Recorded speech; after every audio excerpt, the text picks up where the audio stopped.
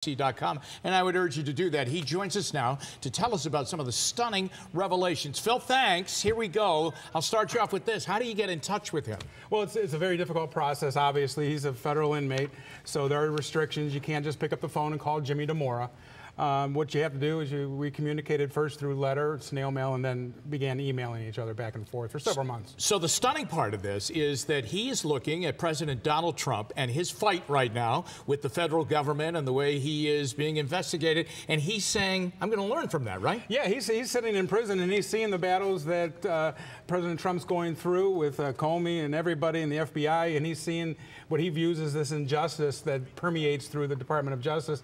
And, you know, Jimmy Dimora is this long-time blue-blooded Democrat, and he's seeing this Republican, and he's saying, geez, I'm learning from, of all people, Donald Trump. Let's get back to his case now. He is citing federal injustice in his case. Absolutely. There's two motions that are pending.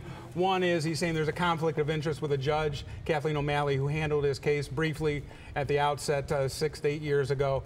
He's also talking about some witness tampering there with Steve Pumper, who was a big player, a key prosecution witness back during his trial. That's one phase. And the other phase is that a motion has been pending for over a year, and that's one that a lot of politicians who find themselves in prison, they're using the McDonald decision to try to get some relief from the prison term that he has. Phil, I think everybody that watched that case, and we all watched it every day of it, how it unfolded, we're still, no matter what you thought, I think everyone said, wow, 28 years. I mean, could this be a case of over-sentencing? You know, I've heard that. I've heard that from people within the federal courthouses. They kind of look at that sentence and say 28 years, you look at, not to be facetious, but I mean, murderers are getting fewer years than Jimmy Dimora got.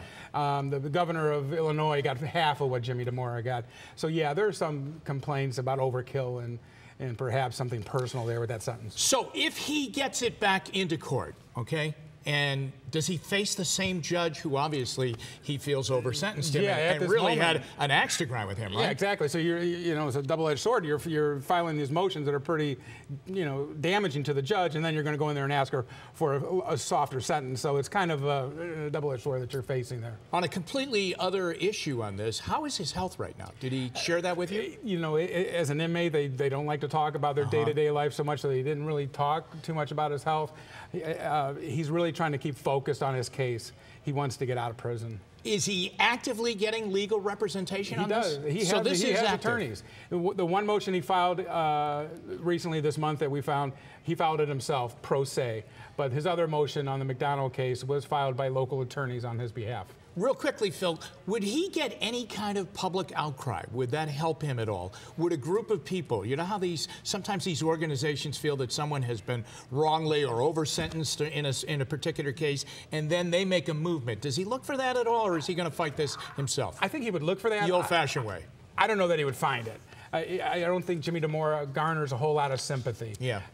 28 years is a lot, but you know what? There's people with bigger problems out there, and they're not going to worry about Jimmy Dimora. This is a fight he has to do himself. Phil, thanks a lot. And again, read it over at WKYC.com. Thanks, Phil. Yeah, be back.